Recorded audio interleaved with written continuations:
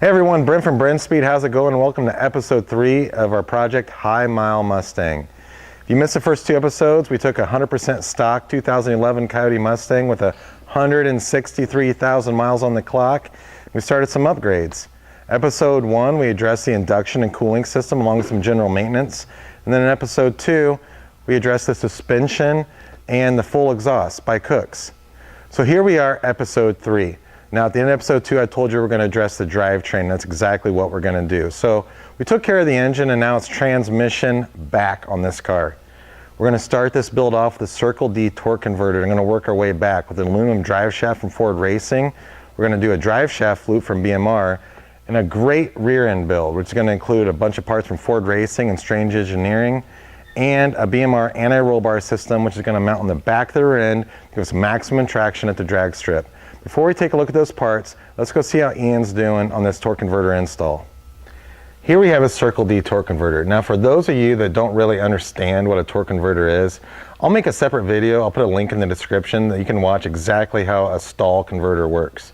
But what we have here is a Circle D 4,000 to 4,200 stall. Now typically on most naturally aspirated cars that drive a lot in the street, I usually use their 3,600 to 3,800 stall.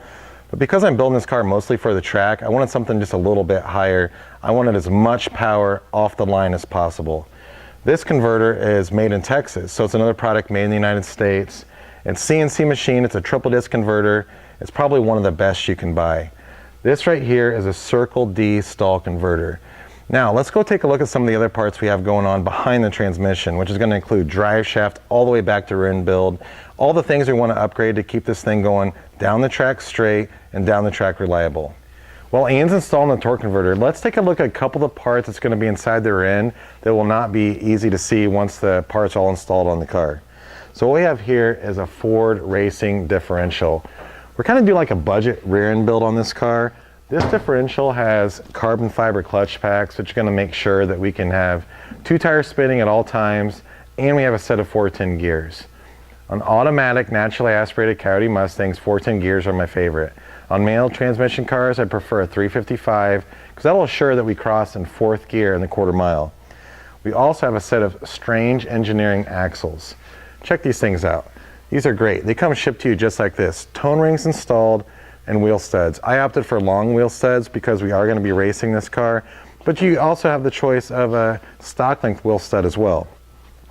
Now once we get the 410s in the car, and the built rear end and the stall converter and all these parts, we're going to have some serious traction problems. Let's take a look at the wheels and tires we're going to put on the High Mile Mustang. Right here is the solution to putting the power to the ground in the High Mile Mustang. You can make all the power you want in the world, but if you don't put the power to the ground, it doesn't matter. So we're going to use a set of 92 series polished Racestar wheels wrapped in a Mickey Thompson tire.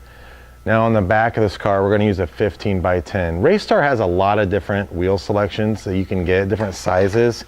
But what we need on this is a 15 by 10 wheel with a Mickey Thompson tire. This is a 275. It's actually called an ET Street Radial Pro. Now back in the day, I used a lot of different ET Street radials. They had out a 275. I think at one point went to like a 325. But you want to run the thinnest tire possible on the 10-inch wheel that will still put the power to the ground. The 275 does that. The compound is actually ridiculous. Now in the front, we're going to run a 17. So to clear the factory brakes, check this out. 17-inch Racestar front. This is what we're going to run in the front of the car, again with a Mickey Thompson radial tire.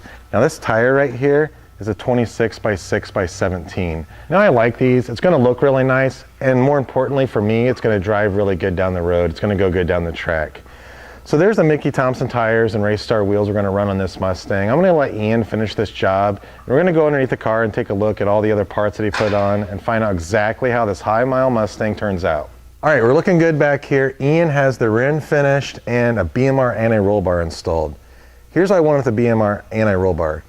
Although this car is, drag and street, this will work for both. It is designed mostly for drag racing, but it'll work on the street as well. And what this does is it basically prevents body roll and applies pressure down on the tires for maximum traction.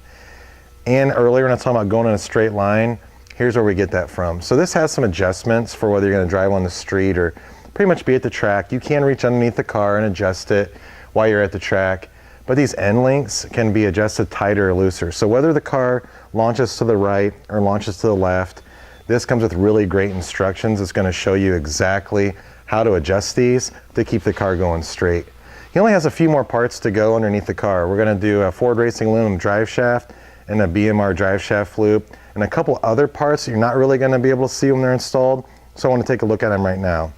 An MSD two-step and a JMS chip Launch MAX. Let's go take a look at how these are going to get wired, because once it's installed, we're not going to be able to see it. All right, I want to show you a couple electronics. Earlier we were talking about, so we're going to put some electronics on this car, and these are a couple really cool things that I love, but once they're installed, you can't really see them. So what we have first is an MSD two-step.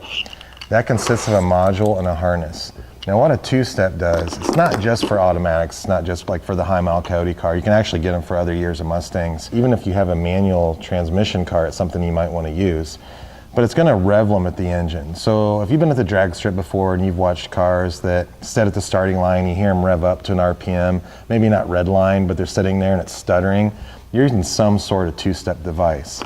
The MSD two-step has little dials on here that's going to let me choose what RPM I want this car to rev limit to.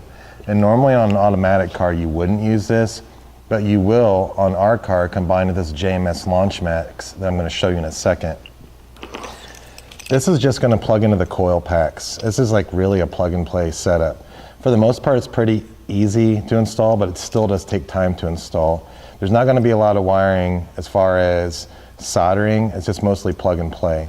This is going to hook into your coil packs. It's going to run to this module right here, and we're going to choose the RPM we want the car to launch at. But the reason we're going to use this is because this crazy little device right here, back in the day when you wanted to run a trans brake in a Mustang or any car, it was a valve body you installed in the transmission. It had some electronics that went to it, but now with the 6R transmission and through a company like JMS, we can use a harness like this.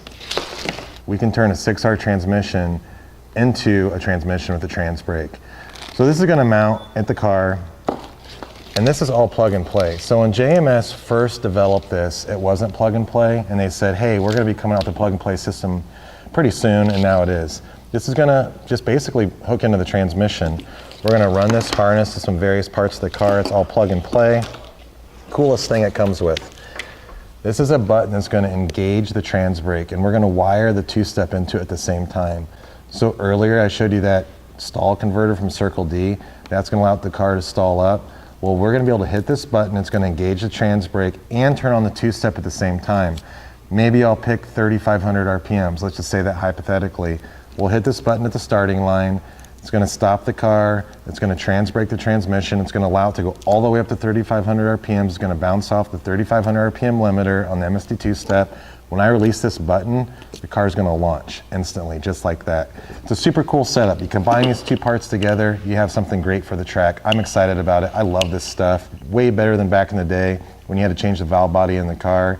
This is something that's going to work really, really well for the drag strip.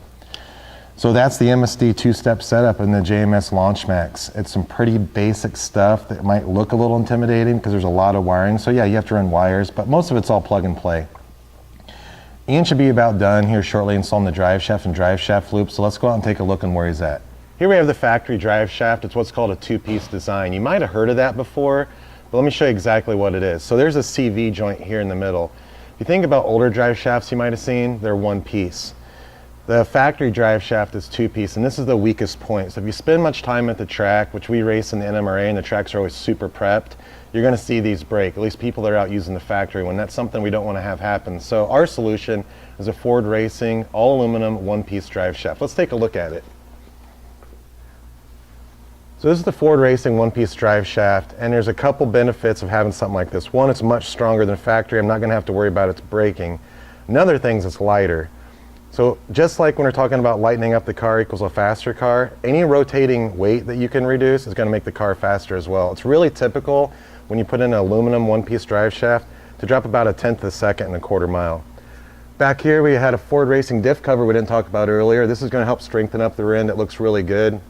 And something else you might have noticed that's not on the back of the car right now would be the factory rear sway bar. And because we're running the anti-roll bar, we don't need the rear sway bar anymore. right here to fit the 15x10 Racestar wheels, we did have to do a little trimming, which is no big deal, to this tab. This is where the sway bar would mount.